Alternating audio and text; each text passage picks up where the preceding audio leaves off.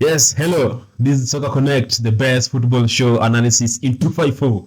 Yeah, hapa Dipol kama kawaida, tuko na Havi hapa.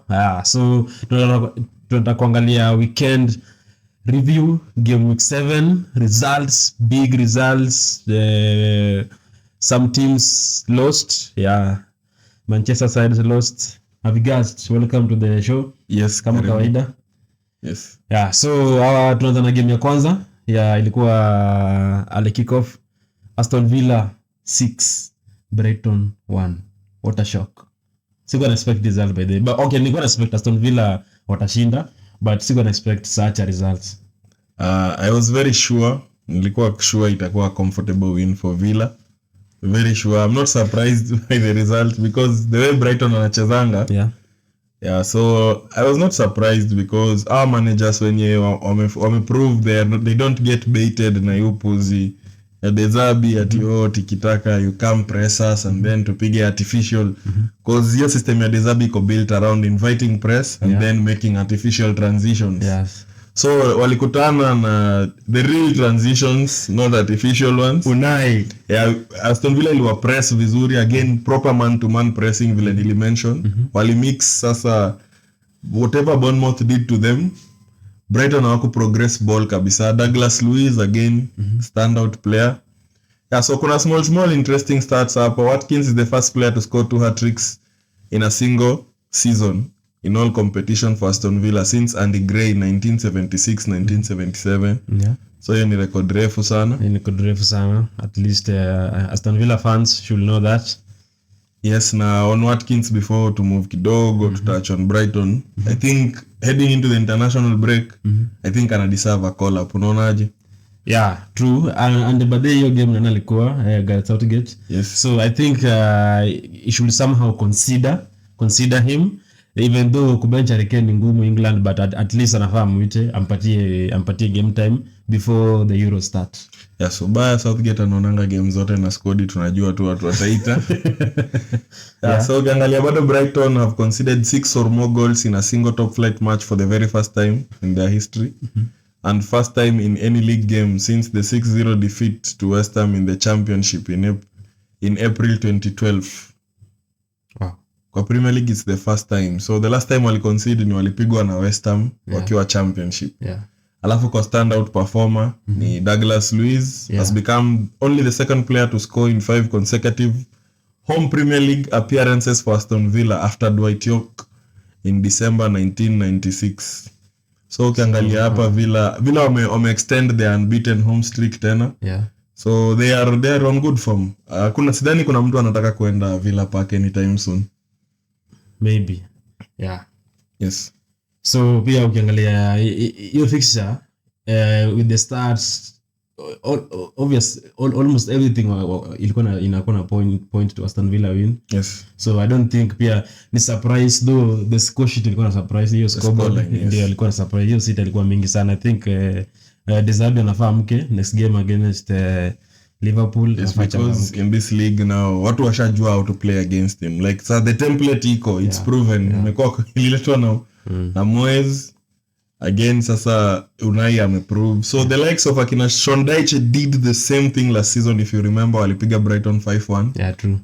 So the likes of the lesser teams are welcoming, wataanza kustudy your pattern. Inasema si mara kwanza hizo pia kupigwa hivi. And nikiongezea kidogo off topic, I think it's the same pattern that will work against Tottenham because they don't have any other style of play. Anyway, to our next fixture, Vitality Stadium. I expected at least a good game, but Bournemouth were shit. Yeah, so Bournemouth 0, Arsenal 4. What do you think about this game? Straightforward fixtures we expected. Yeah. Just I think ilikuwa sidhani kuna mtu ali expect any other thing. Although Bournemouth tried, Arsenal eventually proved too strong for them. Yeah. And it's Arteta alikuwa anarudi where he began his Arsenal career as a manager on 26th December 2019, where his first game as Arsenal manager in charge, it ended in a 1-1 draw. So almost 3.5-4 years later, because anafikisha 4 years in December, that game is a testament of how far Arteta ameleta Arsenal. Because sahi ukiangalia Arsenal ni feel so brains zake ndiko hapo sahi. Yes, and players wote ni wake. The change in squads, like hizo first 11, the only person remaining ni Bukayo Saka. From the team that Arteta alianzisha the first game. Then. Na ukiangalia he was facing his friend wenye kwao ni 5 miles apart. They used to play in the same team called Antiguoko 30 years ago. So only 2 teams in Premier League history have won 650 Premier League games, which is Arsenal. That was their 650th win. I wanna join, of course, the biggest team in England for me, Man United, 729 Premier League wins. So if you are big, you are big. Arsenal also are still unbeaten alongside Spurs. Arsenal have won their opening 3 away games in a top flight campaign for just the 4th time. The first time was in 1930-31 season, 204-205 season, 2013-14 season. So it's the first time Arsenal have done it without conceding a single goal. So Arsenal away, it's like they don't give anything to opposition. Okay, let's see. Na Emirates ndio mambo chemuka. Yes, Emirates sasa it looks like ni kama ni team mbili. Inacheza home na away ni tofauti. Home Arsenal iko full of errors. I mean, I just played the play sheet the next home game. Yes, we'll get there. And again, another small record. Saka made his 88th consecutive Premier League start. That's a record. And again, big up on Saka because hii game angetoka na hat-trick. But he decided to give away 2 penalties. Yes. One to Odegaard. One to Odegaard and another one to Havertz. So the team spirit there is evident. You could see the celebration. Everyone was happy for him. They encouraged him. So encouraged him amekuwa it's football. Ukimekuwa ukiwatch Arsenal, Havertz amekuwa very low on confidence.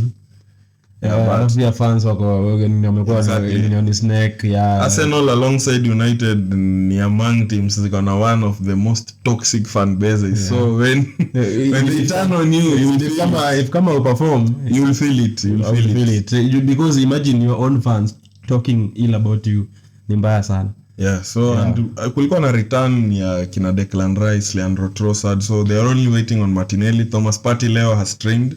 We'll wait and see kama ata travel na team uko Lens wacheze Champions League.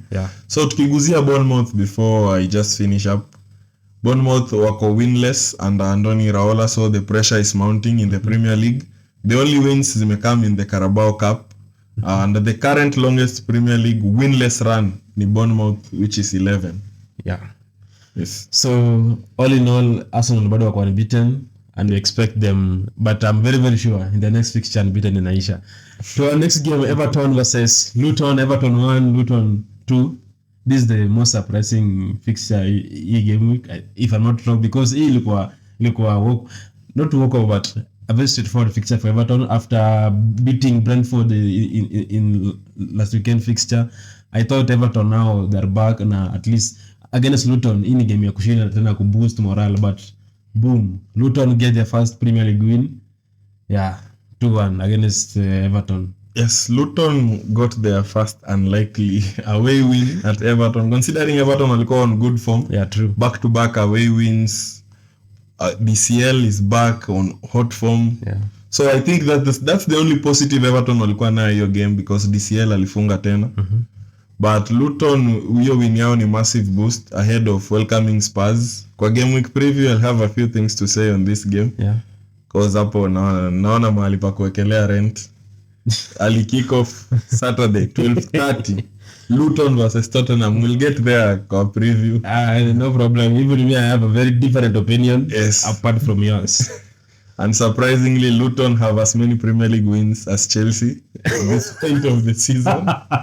And Luton are one point behind Chelsea when you wanacheza later today. So the London Cowboys should work harder. Yes. And for Luton, their striker Carlton Morris ameanza kufunga kwa 2 Premier League goals. So the fantasy Premier League managers pia wanafaa kuanza kumwangalia. Yes, but pia Luton need him scoring, because for you to survive uko chini you need points, and points. Goals win you games, and the wins give you the points. Yeah, so let's see because ilikuwa relegation derby and these are the games Everton needs to start winning because they are not going to beat a Manchester City. So Spurs, Chelsea. Ukikutana na size yako nyumbani piga, you need to take those points whatever happens. But sasa isha kunywa maji case study unaona Kenya Unai amefanyia Brighton because wana compete at the same area. The same area, true. So ukikutana na wewe rika yako especially ukiwa home, you just take those points, beat them. Hii ligi ni ngumu sana. So to our next fixture, I think this fixture ilikuwa some on paper ilikuwa photocopied from the last domestic cup, but now Nando Edison the Guka alikuwa na mpango mwingine, alikuwa na white card, alikuwa ameficha mahali, akasema no. Crystal Palace at Old Trafford wakashinda 1-0. Anderson akapiga water volley. So Rodgson amekuja hapa, alienda United twice in I think like less than 4 days. He lost the cup game, but now kwa ligi akambia United tawe hapa ni mwisho, na akapiga moja kwa mshumari na akashinda. Shida za United bado zinaendelea ku grow. What do you think if it's a result it mean for United going to their UEFA game and next game? I game Wednesday I watched United. I was impressed at the way because my biggest issue na United na kwanga hero ball. Like kila mtu anataka kuwa hero, kila mtu anataka kugeuka Batman, anataka ku save the city. They don't play as a team. You see hata Man City iko na Starman in KDB, the whoever Arsenal, Saka, alafu Liverpool you see Salah. But ukiwatch those teams, you don't get the vibe of Salah save Liverpool. You don't get your vibe there, Saka save Liverpool. You don't get your vibe there, KDB save Man City. They are playing as a team, as a unit. So KDB atawasave as a result of them playing well. Like inakwanga inevitable. Like unajua KDB ata assist, KDB atafunga, Haaland atafunga as a result of the collectiveness. So Wednesday United walishine, waliekewa timu nusu. I think hiyo game ya Wednesday ilikuwa the best performance ya United this season. Alafu now ukiongezea mpaka pre-season yote. Exactly. Alafu now coming to weekend, unaona hapo kwa coming to weekend. Wednesday Ten Hag alisema ako kadi. Rodgson akasema mtu asiguze game, acha tukuje hivyo. So a few stats up. Hodgson is the first manager to go 5 consecutive Premier League games at Old Trafford avoiding defeat. 3 wins, 2 draws. So wewe na hiyo Dutch philosophy yako yenye hata tuioni. They say we have Pep and we have Pap. The bald one. So again, you know the real bald one. We have Pep and we have Pap. Na nimesikia wengine pia wanamuita Ten Lasso, if you know you know. So let's see. Pressure iko at United. But United same problems. This is again worst ever start to a season for Man United in all competitions. So hii record sidhani kama itawahi vunjwa because Ten Hag ana stretch tu. Ni naona since walikuwa na record mzuri at Old Trafford. Now after kupigwa na Brighton tena hawajaishinda tena.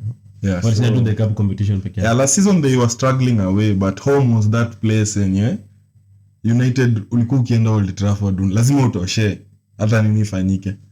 Na wameweza kupigwa tena. And another small talking point. Do you think United will deserve a penalty on that Joe Ward handball? Like the ball, he was not facing the ball. I think it was harsh. Okay, my opinion is if kama Joe Ward hiyo penalty, okay, I think I think the refs try to balance things because if kama ni penalty then pia ile handball ya Amrabat pia inafaa penalty. So they try to balance it. So I think it's fair. Walim hype sana, but so far but mimi na Amrabat sisi mlaumu. I think Ten Hag is just playing him in the wrong position. Bench Casemiro, just be bold Ten Hag, bench Casemiro, weka Amrabat hapo. and then if kama game ushashinda at least like 1-2-0 games, ingiza Casemiro hapo na umewe kufuli kuisha alternative because hakuna haja why ni Casemiro kila game anavaa gambut. So nashanga now ni mbona una struggle lakini imagine Crystal Palace. Ama alternatively acheze double pivot. Like he should just go to bare basic. Acheze double pivot, Dalot can cover in at left back. Like bare basic. And then I double pivot ya Amrabat na Casemiro. Amrabat offer legs around Casemiro to clean up. And then play either Bruno or Mount at 10. I'll start Mount. I have my own reasons because anapenda players wako na hiyo control kiasi. Because United give the ball away too much. Too much. Again, what do you think? I'm having this opinion like, okay, if you play Mount at 10, then sindio, why can't you try Bruno at false 9? Then Rashford and the other winger hapo kwa nini? I think because Bruno tends to he loves shooting at goal. So I think if kama anapata those chances hapo inside the box, he can score more. But the difference is when you play false 9, you're not always in the box. Your work is to drop deep and link. He can. But he can. But again, he's too trigger happy. Again, I think that again that trigger happiness that I think the coach should try to put him at false 9. I don't think so. Because maybe it can mje trigger happy alafu huko nyuma sana. I don't agree because they paid 70 million pounds for a striker. So they need to give him a run at least to get minutes under his feet, aanze ku acclimatize his new teammates. Yeah, because it's still early for him. I won't have a go at Højlund. Even me too. I can't really criticize Højlund right now because still Badatan is a kid. But ukiangalia then bench him, give him time. Game ikikaa mbaya, then change tactics muingize. Just game of change tactics because until you part that, so you bench right for who? I think start with the two wingers when nimesema then ukijaribu hiyo alafu achapwe tena itakuwa you bought a striker, why are you not playing him? You see yeto afadhali for me I'd rather he loses akiwa na striker wake kwa pitch. Like he did against Palace. Because again tena Højlund akiwa kuna hiyo outlet ball 19 from Onana. But now ukiangalia still bado all bado haiwork. Kuna striker au na striker bado na still early days. And then hata kwa hiyo story because is Rashford a victim, anaonewa sana ama that's just him? I think when you do there is interview yenye the former United coach and the former United legend player Ole Gunnar Solskjaer say that United players, some of them, and I think I could mention any name, but me I can say that some of them like Rashford tend to think that they are world class, yet they're just average players. They need to be humble. So Rashford should be benched. Some of Casemiro, Rashford should be benched. My opinion. At least Ten Hag should be a bit bold with the squad. Ajaribu. Ni lazima because you are a United star. Unajua ukibenchiwa, you know now I need to play for the team. Yes. Unajua ukiingia pale unajuanga mimi sisi benchiwa. What's that? Yeah, so I also think he needs to bench one of Bruno or Rashford because between Rashford and Bruno, they lose so many. Rashford kwanza wants to cut in kila saa. Like, so the problem, just the problem or recycle or attack. That the problem I'm having now, just have Bruno, shida Bruno. Muja Rashford, you can find at least a replacement maybe in Sancho or somebody else. Casemiro now you have Amrabat now can show him if you don't perform there's someone there. Shida sa Bruno ni will perform there. Mount, give him a chance. Okay, fine. Because what I liked about game ya Wednesday, United were so controlled in the way they handled the ball. Because you know issue United. You see, the more you give people the ball, the more they attack you. But the more you give opposition the ball, the more they attack you. Again, but game pia ningalia United ni shake. Palace, I think Palace pia walijaribu ni kama hawako haja na hiyo game. And then your set piece pia ilikuwa very poorly defended. Like the ball ili pass to across. Ilikuwa ndani ya 6 yard box ama around the penalty area. Ball ilipita kila mtu. to Anderson huko mwisho, and then shot slightly kando ya Onana, although it was a good strike. I'm not going to fault Onana. Ilikuwa volley nyingine but me thinks a very good goalkeeper, and Alisson saves that one like a fingertip or something. Ni even Adigea. Yes. But hiyo naye tuwekelee Onana. Hiyo it was a good strike. I think United missed those damn saves. So bado wataendelea kulia. And my last sentiment on United is, I think United, their problem, and they were not going to survive for long, is they try to cheat the rebuild process. How? You can't be buying Højlund 20 years and then you're buying Casemiro 30. Yeah. You see such signings. You're buying Amrabat Juni 28, Aman 27. You buy Varane. You see those types of signings. Yeah. And then you buy Lisandro Martinez 23. Yeah. Like, what team are you building? Like, one of the best examples of a rebuild in Liverpool, like the only players Klopp signed over 25 during his rebuild, Virgil van Dijk and Alisson Beck. Because he was building a team for the next 4, 5, 6, 7. Hiyo team ndio inaisha saa hii, ndio wana refill. Same na Man City, ndio wame refill last 1, 2 years, wana refill pole pole. Wana refill. Umejua ukisha rebuild, I think Liverpool kitima cost even la season. Wali realize late. Hatunafaa unajua City umekuwa design mtu anatoka mtu mmoja. They try to replace him haraka. So to our next fixture, Wolves. Wow. Wolves 2, Man City 1 at Molineux Stadium. Yeah, we were beaten, guys. We were beaten. Hapo na sisemi, hapo no referee, fumbleness, hakuna kitu. City were beaten hands down. Our defense ilikuwa overpowered. Neto alitukaranga. Yeah, so Neto is back to form. He's proving why big clubs were linked with him, like Arsenal before he was injured. Yeah. And I think on January again, big teams would be coming back for him. You see a lot of teams like United now needs wanaenda kulipa 80 something million pounds for players like Anthony, who can't beat a man, who can't isolate a man 1v1. Look at Neto wako tu kwa hii league. Imagine these are the players that deserve. Ake last season was one of the few players or few defenders when it was hard to beat them, especially one-on-one. Even Saka tried the 3 fixtures Arsenal played against City. Saka, the best right wing in England or in Europe, didn't manage to beat Ake. But I think it's because you see when you're playing Arsenal, everyone gets briefed on Saka. Because the style Neto used to beat Ake is the style Saka uses every day. When you're facing Saka sahi, you get very well briefed. You will do this, you will receive there, you will try. Wakitrain, wakawa train to normal ila kawaida. But if you train now, the next game against your City against Arsenal, now una train against the potential ule potential person unaenda ku shut out. Wow. Again, another thing I note, I'm not going to talk too much because this is just a blip for City. It's not something it's not breaking news.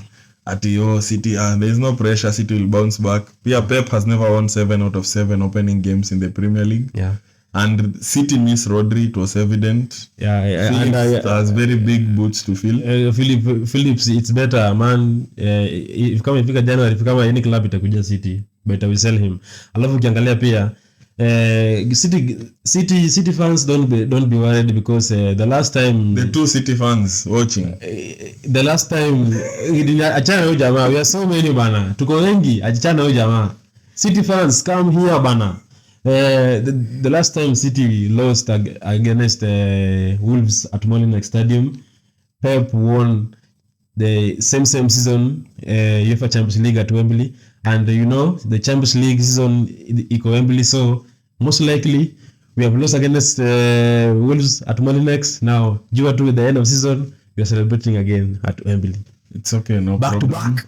Yeah. And then since Rodri made his Premier League debut in August 2019, Man City have lost 5 of 15 matches when Rodri is not playing.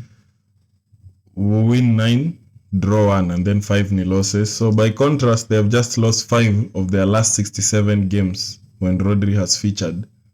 win 53, draw 9. So Rodri is the glue that holds City together, if I was to echo the words of Zinchenko. Most of the time City all this time since City wakuwe City, their strength na kwa midfield. Ukiangalia Toure, David Silva, Fernandinho, now Rodri, hapo tu same position around that place imekwanga the backbone of City. And hii ndio fanya win titles so many times. So I can't disagree with that. And then Pep has only lost back-to-back Premier League games once in his City career. That was 18-19 when he lost back-to-back to Palace and Leicester. And this one I brought it up because their next trip is against their title rivals, if I may say. The closest rival. Yes, but again, Pep has never lost to Arsenal in the Premier League since he came. So it is going to be a very interesting matchup because these stats in a clash vizuri. Without Rodri, City wako na issues. So let's wait and see. And another thing is Ben Mee kwa Monday Night Football alisema when you're playing against Haaland, most people tend to prevent the supply, but sometimes you can't do that all the time. Like KDB will just find space, he'll just deliver the Fodens, the whoever's of this world, the Bernardos. So Ben Mee alisema the best way of dealing with Haaland is man marking him out of the game. And my guy, legend since West Brom days, Craig Dawson, he did it the old school way. Haaland alikuwa na 10 touches. I think the last player niliona aliman mark Haaland your design. It was last season Champions League semi-final first Rudiger. It's like you see now. It's like if you go the old school man marking, yani you just frustrate him the whole game. Because I watched that game like Dawson hakuna kitu kingine alikuwa anafanya. Hii alikuwa anafuata Haaland. But pia ukiangalia venye tu City ni side activity yao iko chini bado, but ukiangalia hiyo game the real defenders tend to focus na Haaland sana, wakasahau there are some good players who can shoot. Ndio maana hata by KDB katokelezea. Now to our next fixture, Newcastle 2 Burnley 0. Now Company shida zake zinaendelea kuongezeka. Yes, we like script ya Company kila siku ni the same. He needs to prioritize style over style. I think so. Sina mengi hapo. Company just need time. Maybe he need time because it's Burnley. He need time. Let's give him a season. Newcastle they already championship. Newcastle too. They were preparing for the big game inakuja midweek against PSG. What do you think about the result? It will boost morale after beating beating City 1-0 and beating Sheffield 8-0. Eddie Howe is silencing critics because nilikwambia walikuwa na among the toughest fixtures in the league. So sasa wako on form, scoring 10 goals in the last 2 games. They're trying to prove. So I think I am also back them to beat PSG. However, narrowly, which will be their first Champions League game since 2003. Champions League, a win is a win. Whether it's narrow, whether it's big, a win is a win. Yes, a win is a win. It doesn't matter. Especially in group stage. So the 3 points will be very valuable. True. So Burnley same old issues, winless. So I think sina mengi hapo. West Ham 2 Sheffield 0. West Ham were back to winning ways. Walikuwa na small blip when they played against City. The big games, City, Liverpool. So but they are back to winning ways. So no surprise hapo. Sheffield again winless kama Burnley. Luton wamehama hiyo chama. But the first win. So hao wamebaki. And then to big up West Ham before we move on. To big up West Ham ni the way they spent the Declan Rice money kwa midfield rebuild. Kudus, Alvarez, hiyo ni proper signing na JWP. So they don't look like they miss Rice. Actually they don't miss. And now for me it's like it's good piece of business because you sold Rice is a very good player. But he couldn't do kazi ya Ward-Prowse, he couldn't do kazi ya Alvarez, he couldn't do hata kama uko na hiyo Rice ako na hiyo ability ya kucheza 6 but you can't do it at the same time. And alafu pia I think the biggest transfer ile kujaribu ku maintain Paqueta baki. Paqueta is a very big pia ile kama a big transfer. Yes. Yeah, so I think West Ham wako fiti, they look very Ni alafu pia bench yao ukiangalia kina Benrahma wako yes, sawa. they have depth. They sold depth, one, bought three. Alafu defense yao wakina Ogbonna, Zuma, Yes. nani, yeah. So to our next fixture ilikuwa big game weekend, but now another referee howler, another referee scandal, another referee hata sijui niseme nini. Spurs 2 Liverpool 1 Yes. at Tottenham Hotspur Stadium. Liverpool received 2 red cards. Yeah, Curtis Jones na Jota walipata red card.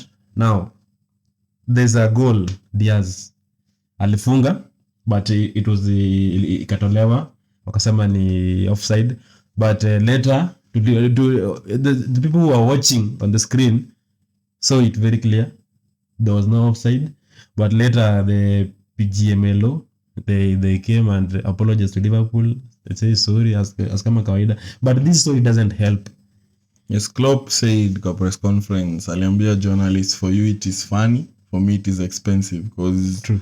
If Liverpool I think walikuwa poised to win your game, because going 1-0, like trajectory ya game will change, goals change games, and like sielewi, because I think these guys bet if mimi nilikuwa natumia my naked eyes without drawing any lines and I'm seeing hii kitu ni close, hata tulikuwa na wewe nikauliza mbona hawajachora line, like hatukuchorewa line, but it was the first time, sijui mbona they bet last season against ulisikia explanation hata siku nilio letter ya apology hata nikachana na the most interesting part. Shida yangu ni moja ni okay, ukiangalia kama lazima game ya Arsenal na Brentford pia hawakuchora, waliweka tu hivyo. So the most interesting part kwangu ni napata Darren England. I think yeye ndio the most experienced referee kwa VR. I think so. Yeye ndio aliyekuwa, I think hata yeye ndio head wa VR, Darren England. Na yeye ndio alimake this shit. Unaona umesema taja game ya Arsenal ilikuwa na same problem. Yes. They sacked that John Moss guy. He's back. Yeye ndio ana train now. So this one is not a surprise. Yeye ndio anafanya training ya VR huko St George's Park. Secondly, hawa referees walikuwa wametoka kuref game huko United Arab Emirates on Wednesday. So walirudi England Friday. So could it be ni fatigue ama ni nini? Ama ni, but mimi sidhani ni fatigue, because that's the only job uko hapo kufanya. Thirdly, explanation walipeana at it's because the communication line was broken.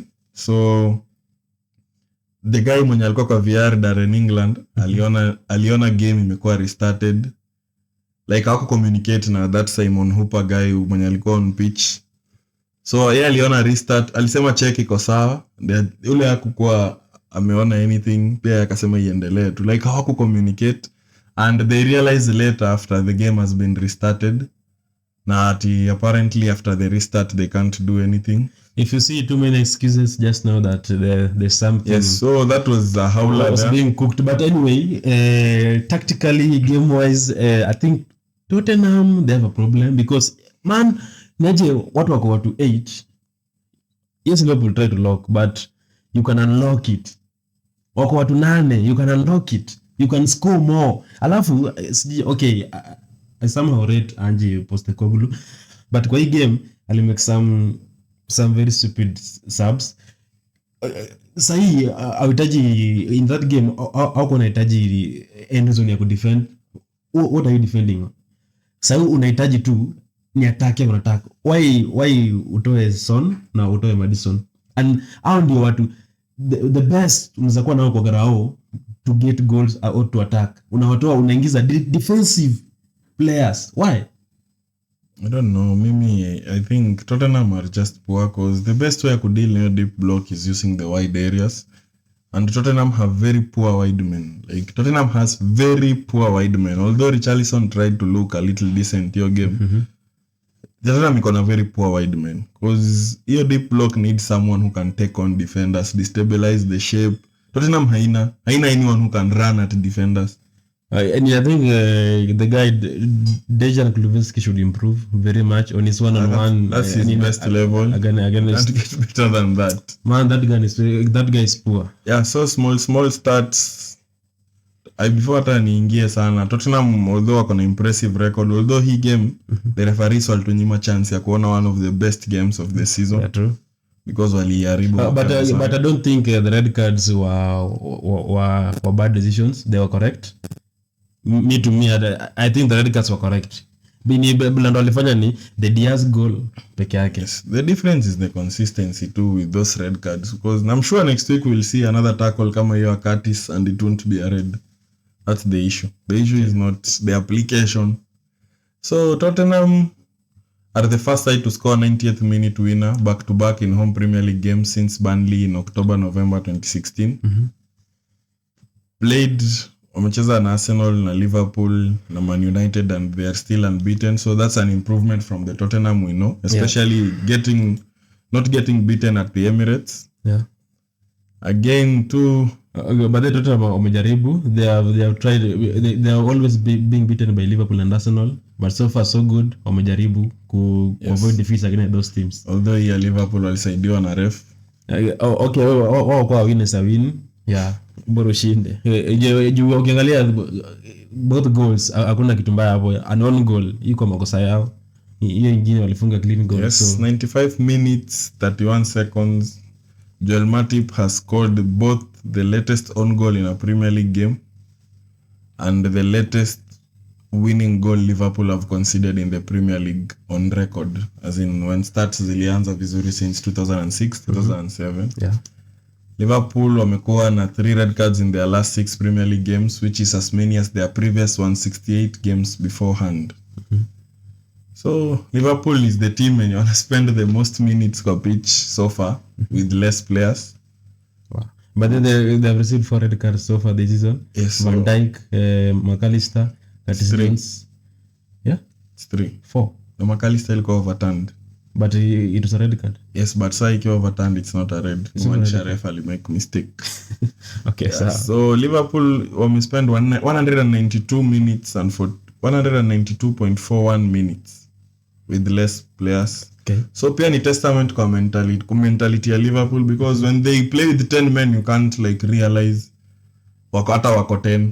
Yeah. Actually I thought wangeshinda wakiwa 10 because nilikuwa nangojea tu Sabia Nunes. So nakumbuka against Newcastle pia they were 10 but they won comfortably because City walienda 10 against Forest at home. They also resulted into a deep block. Yeah. So Liverpool when playing 10 we need to see ni nini yao wanatumia, because they are just comfortable, they are okay. Yeah.